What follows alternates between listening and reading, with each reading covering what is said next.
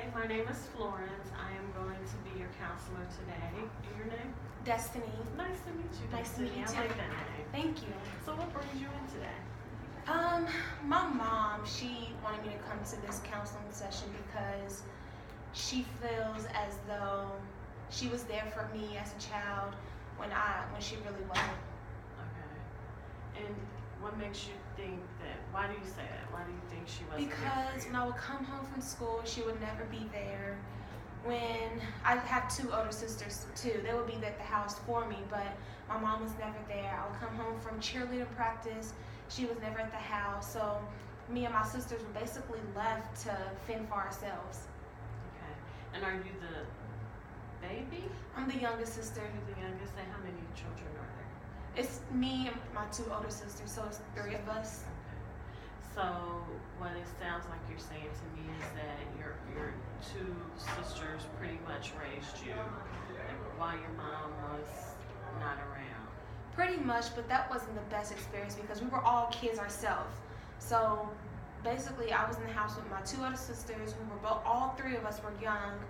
She was never there. She would always pay the bills and always kept food in the house, but she wasn't just there physically as a parent to take care of us. So when you say she wasn't there, what was she doing? Do you know? She was out at her boyfriend's house. She recently just got a divorce, so she would always go out to her boyfriend's house, I guess to make herself feel better, but she wasn't there for us, helping us with our homework or coming to my cheer practices. She wasn't there. I just wanted to talk to my mom, so there was a point in my life where I was just feeling very neglected, very by myself. Although my sisters were there to, help me and play mom for me, they really couldn't take the part of who my mom really is to me. Right. So it sounds like you really needed that mom figure that. Yeah, I always you felt were lacking down, that. and I always felt like I was missing something. I would always go to school angry. I was always waking up wanting my mom to be there to fix me breakfast. It was never anything like that. So I was basically on my own for majority of my childhood. So I heard you say that you were you felt angry. How do you feel now? Do you still feel that anger? Well, now that I still feel that anger because she knows how to parent, but she doesn't know how to I don't know, I guess see my point of view of things because she feels like she was there. She feels like she done things for me, which she has, and she's been working on that. But I still feel angry because I see my friends with their parents. I see my friends with, saying mom and daddy. I can't do that because she was never there for me. So I just feel weird, and it made me real angry because I feel like as a parent, as a mother, she should have been there for us. Yeah, and I can only imagine how it feels. Have you tried to talk to your mom about this at all? I've tried to talk to her about it, but it never gets anywhere because she's always just shutting me down, saying I don't know anything, or just saying I've been there for you, but we just never see eye to eye on the situation. Okay. So how do you think that you can get past this? Is that something that I can help you with? Well, I know in our family communication is big, and I do understand that, but I just feel like I want her in counseling with me. I want her to really understand me and really listen to me and try to figure out what we can do to have a better family and have a better relationship. Okay, so what you're saying is that you're more interested in maybe from this session getting into a family counseling session, or did you want to keep it one-on-one? I would like a family session because I want my family and my mom back, but I think I'll be a little nervous too. Okay, so let's just go back a little bit to the anger part of it. Do you think that you would benefit from maybe some anger management, or does that affect you in other parts of your life? Not much, so more of anger management. It just angers me when I think about it. when I'm in school or I'm like just at the grocery store and I see families, it just makes me mad at that specific point of time because I'm just like, dang, like why can't I have that? Why can't that be me? So it's not like anger management issues. It doesn't affect me like, my personal life, like school and stuff like that. Like my grades are still good. I still go to work and stuff, but just sometimes like in the moment, it just makes me really, really mad and I just lash out. Okay. So how is your relationship with your mom right now?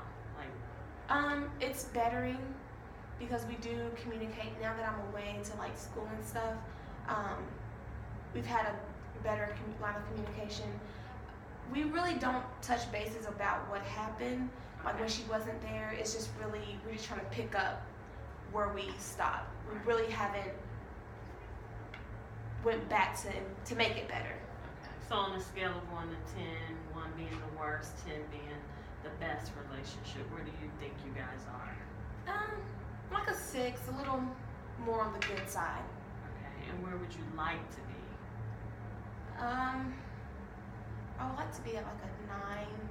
I'm scared to go all the way to a 10 because I'm afraid that she'll leave again and we would just go back into the hole and circle again, and I don't want to feel neglected again.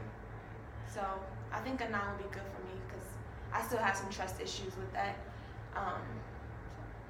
So you're saying that through this you felt neglect from your mom, and the only people you've ever had is your sisters, and now that you're older and have moved away, you and your mom are getting better at communicating with one another.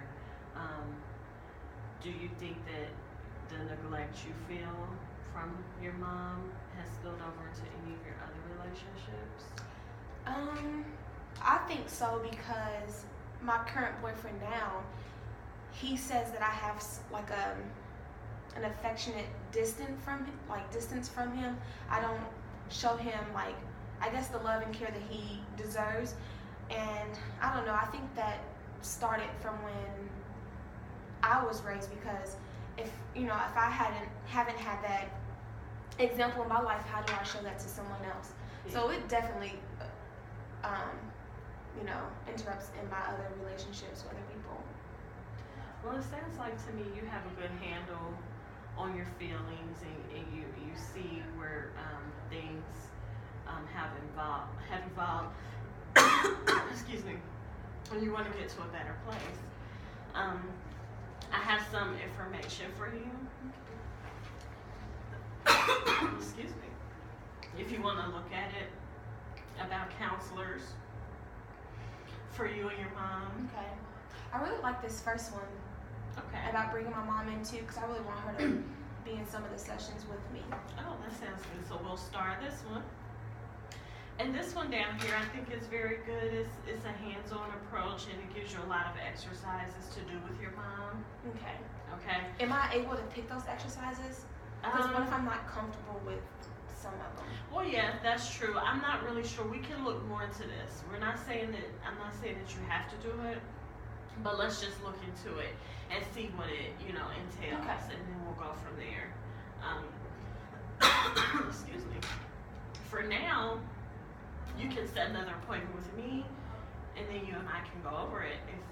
Okay. Can I have one more appointment, like by myself, until I'm like ready? Sure. To have my mom in. Sure. Okay. Okay, and you can do that with Sally. She's out in the lobby, my receptionist. Okay. And then we'll just meet next week if that's okay with you. If there's something available. After school? Is that yes, good? We have evening appointments. Okay. Okay, does that sound good?